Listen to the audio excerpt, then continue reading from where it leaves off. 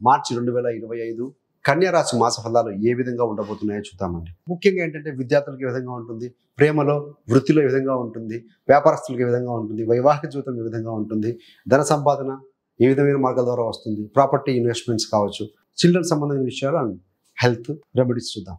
So చివరిదాకా చూడగలరు. నచ్చితే లైక్ చేయండి, 10 మంది బంధుమిత్రులకి షేర్ చేయగలరు.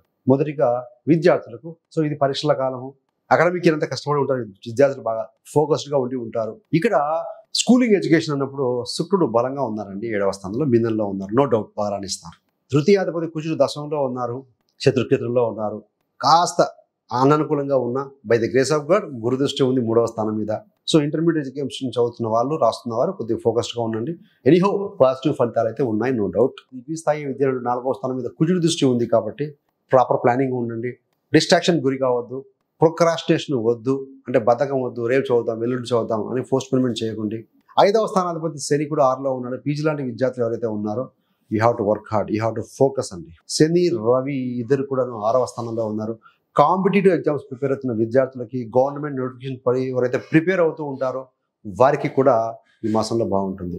ప్రేమ, not having proper communication, misunderstanding వల్ల కొంత దూరం అయ్యే ఛాన్సెస్ ఉన్నాయి. కాబట్టి సో మ్యూచువల్ ట్రస్ట్ కలిగి ఉంటే, పరస్పరం నమ్మకం, అవగాహన కలిగి ఉంటే మాత్రం మీ యొక్క ప్రేమ జీవితం ముందుకు వెళ్తుంది. అదర్వైజ్ డిస్కనెక్ట్ అయ్యే అవకాశం కూడా కాస్త కనపడుతూ ఉంది.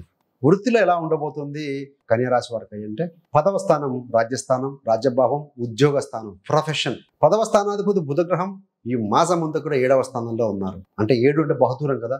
ఎవరైతే కనుక విదేశాల్లో కావచ్చు, ఇంటి నుండి బాగా బహుదూరంలో కావచ్చు, వేరే స్టేట్స్ రాష్ట్రాల్లో కావచ్చు ఉద్యోగాలు చేస్తూ ఉంటారో అలాంటి వారు you have to be very విజిలెంట్గా ఉండాలండి. మీ ఉద్యోగంలో ఏం జరుగుతుంది, మీ యొక్క పార్టిసిపేషన్ ఏంటి, ఎలా రాణిస్తున్నారు, ఇవన్నీ కూడా చెక్ చేసుకోండి. అదర్వైజ్ కొంత ఇబ్బందులు జరిగే అవకాశం ఉంది, కనపడలేదు. ఉద్యోగస్తులు మాత్రం బీ అలర్ట్ అండి. వ్యాపారం అన్నప్పుడు సహజంగా గ్రహం బుధుని చూస్తూ ఉంటాం. మెర్క్యూరీ, పాదరసం, తెలివితేటలు అందులోనే వ్యాపార స్థానంలోనే ఉన్నారు. ఆ ఇంటి ముందు గురుడేమో 9వ స్థానంలో ఉన్నారు, 9వ అధిపతి శుక్రుడు ఉన్నారు. అంటే వ్యాపారంలో కాస్త కలిసి వస్తుంది. స్త్రీల మీద వ్యాపారాలు చేస్తూ ఉన్నా, కుటుంబ సభ్యులు స్త్రీల ఇంటి బాధ చేస్తూ ఉన్నా